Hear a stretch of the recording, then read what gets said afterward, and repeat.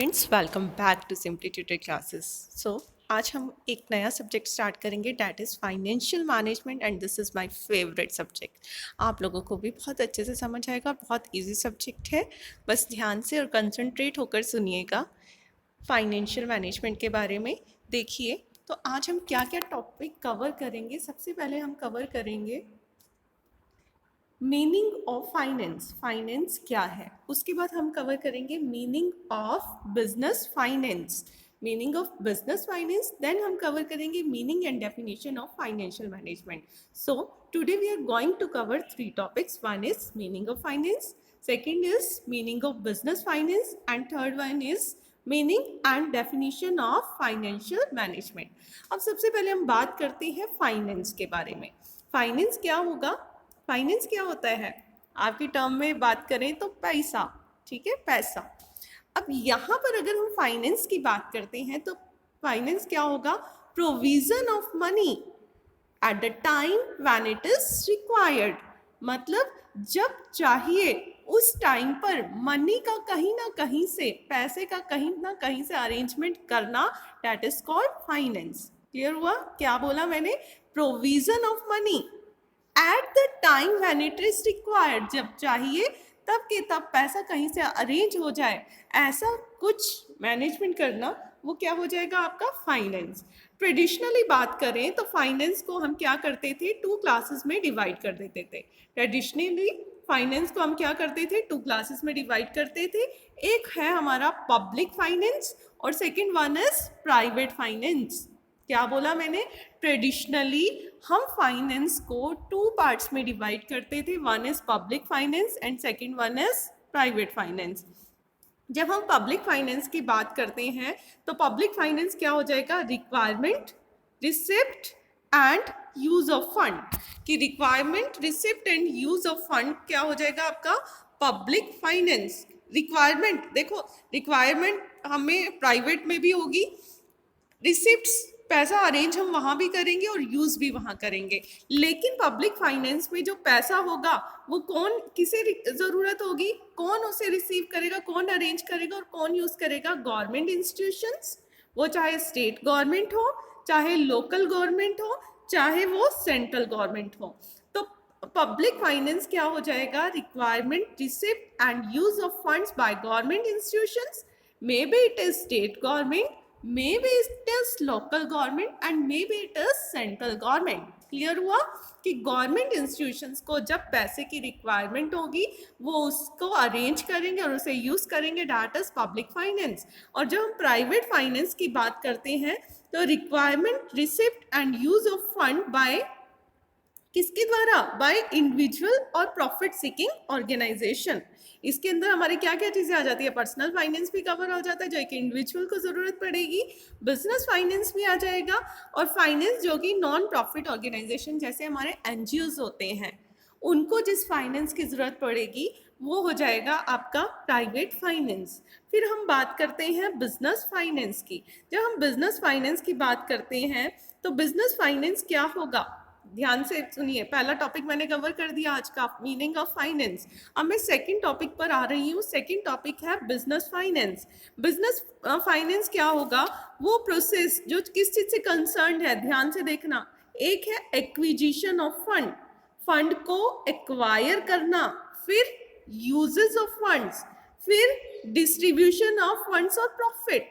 क्या बोला, फंड्स को एक्वायर करना, एक्वायर कहाँ से करेंगे, हमारे पास अलग अलग सोर्सेज होते हैं फंड्स एक्वायर करने के, शॉर्ट टर्म सोर्सेज भी होते हैं, लॉन्ग टर्म सोर्सेज भी होते हैं। तो सबसे पहले देखना कि हमें पैसा कहाँ से लेना है, कौन से हमारे पास सोर्स होंगे, फिर हमने यूज़ कहाँ करना है, मतलब where we want to invest our fund, जो हमने फंड इकट्ठा किया उसे हम कहाँ करेंगे, प्रॉफिटेबल अपॉर्चुनिटीज जहाँ होंगी वहाँ हम उस फंड को क्या करेंगे, यूटिलाइज करेंगे। Then we have to decide जो प्रॉफिट हमने अर्न किया आफ्टर इन्वेस्टिंग डेट फंड, कि वो हमने एज अ डिविडेंड डिस्ट्रीब्यूट करना भी है या फिर नहीं करना। देखिए यहाँ पर दो केसेस होते हैं जो हम डिटेल में आगे आने वाले चैप्टर्स में भी पढ़ेंगे। कंपनी को प्रॉफिट हुआ, अब कंपनी के पास दो ऑप्शन होते हैं, चाहे तो वो उस प्रॉफिट को रिटेन करके रख ले या फिर जो उसके शेयर होल्डर्स हैं उन्हें डिविडेंड की फॉर्म में डिस्ट्रीब्यूट कर ले। अब देखो किस सिनेरियो में कंपनी रिटेन करके रखेगी और कब डिस्ट्रीब्यूट करेगी। अगर कंपनी के पास फ्यूचर में प्रॉफिटेबल प्रोजेक्ट्स हैं और कंपनी को उसके लिए पैसे की ज़रूरत है तो कंपनी बाहर से पैसा उठाने की बजाय जो कंपनी ने प्रॉफिट किए हैं, जो रिटेन अर्निंग है, उसी का यूज़ करेगी उसे इन्वेस्ट करने के लिए। तो ये तो हो गया हमारा क्या चीज़ कि कंपनी ने डिस्ट्रीब्यूट करना। अगर मान लो कोई है ही नहीं, कोई आगे प्रोजेक्ट ही नहीं है जहां कंपनी पैसा लगा सके, तो उस केस में कंपनी क्या करेगी बताइए। तो उस केस में कंपनी उस प्रॉफिट को अपने शेयर होल्डर्स के बीच एज अ डिविडेंड डिस्ट्रीब्यूट कर देगी। आई होप आप लोगों को ये पॉइंट क्लियर होगा। अगर हम बिजनेस फाइनेंस की बात करें तो बिजनेस फाइनेंस को फर्दर हम 3 सब पार्ट्स में डिवाइड कर देते हैं, जिसके अंदर आ जाता है हमारा सोल प्रोप्राइटरी बिजनेस फाइनेंस बोल सकते हैं, sole proprietary finance, partnership firm finance और कंपनी। आपको तीनों का मीनिंग पता है। सोल प्रोप्राइटर जो एक बंदा खुद अकेला बिजनेस चला रहा होता है, उसे जो पैसे की जरूरत होगी वो हो जाएगा सोल प्रोप्राइटरी फाइनेंस। पार्टनरशिप दो या दो से ज़्यादा बंदे मिलकर इकट्ठे होकर जब बिजनेस कर रहे होते हैं, डैट इज पार्टनरशिप, और उसके लिए जो फंड्स की जरूरत होगी डैट इज पार्टनरशिप फाइनेंस। और आगे हम बात करें कंपनी और कॉरपोरेशन फाइनेंस, तो वो भी आप लोगों को पता है कंपनी और कॉरपोरेशन फाइनेंस क्या होगा। कंपनी क्या होता है, लीगल एंटिटी जिसकी एक कॉमन सील होती है, और कंपनी की जो आइडेंटिटी होती है वो अपने बोर्ड ऑफ डायरेक्टर, अपने जो मैनेज कर रहे होते हैं बंदे, उनसे अलग होती है। तो एक कॉर्पोरेट एंटिटी को जब फाइनेंस की ज़रूरत होगी, पैसे की ज़रूरत होगी, तो वो क्या हो जाएगा आपका, कौन सा फाइनेंस, कॉर्पोरेशन फाइनेंस। चलिए आगे बात करते हैं जो हमारा मेन टॉपिक है, that is financial management. Management आप पढ़ चुके हैं, मैनेजमेंट क्या होता है। अब मैनेजमेंट, अगर हम फाइनेंशियल मैनेजमेंट की बात करें तो फाइनेंशियल मैनेजमेंट क्या हो जाएगा, refers to that part of the management activity which is concern with planning and controlling of funds. यहाँ पर दो चीज़ों की बात करी, प्लानिंग और कंट्रोलिंग। क्या है, मैनेजमेंट एक्टिविटी का वो पार्ट जो किस चीज को प्लान और कंट्रोल कर रहा है, फाइनेंशियल रिसोर्सेज को। ये चीज ध्यान रखना, planning and controlling of firms financial resources. Firm के फाइनेंशियल रिसोर्सेज को प्लान करना। प्लान कैसे करना, देखो कंपनी ने नई कंपनी सेटअप हुई है, कंपनी को प्रोजेक्ट चाहिए और प्रोजेक्ट लेने के लिए कंपनी को उसमें पैसा लगाना पड़ेगा। अब पैसा कंपनी के पास है नहीं, कंपनी कहाँ से पैसा अरेंज करेगी। कंपनी के पास दो तरह के सोर्सेज होते हैं, लॉन्ग टर्म सोर्सेज और शॉर्ट टर्म सोर्सेज। तो अगर थोड़े टाइम के लिए पैसे की ज़रूरत है तो शॉर्ट टर्म सोर्सेज का यूज़ करेगी, ज़्यादा लंबे टाइम के लिए पैसा चाहिए तो लॉन्ग टर्म सोर्सेज। पैसा ले लिया, फिर उसे लगा दिया, लगाने के बाद कंट्रोलिंग कि हमारा जो फंड हमने एक्वायर किया था वो हमने सही ढंग से यूटिलाइज भी किया है या नहीं। उसके लिए ना हम अलग अलग टेक्निक्स अपनाते हैं, कैश मैनेजमेंट होता है, रिसीवेबल मैनेजमेंट होता है, वर्किंग कैपिटल मैनेजमेंट होता है कि जो हमने फंड एक्वायर किया था, पैसा लिया था, वो हमने अच्छे से लगाया भी है, हम उसे वेस्टेज तो नहीं कर रहे, कहीं ऐसा ना हो कंपनी लॉसेस में चले जाए।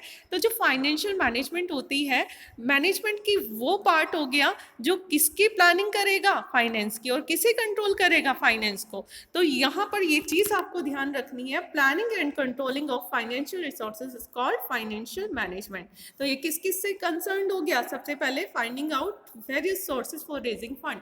कंपनी के पास कौन कौन से सोर्सेज अवेलेबल हैं फंड इकट्ठा करने के लिए। सोर्सेज मस्ट बी कैसे होने चाहिए, सुटेबल एंड इकोनॉमिकल।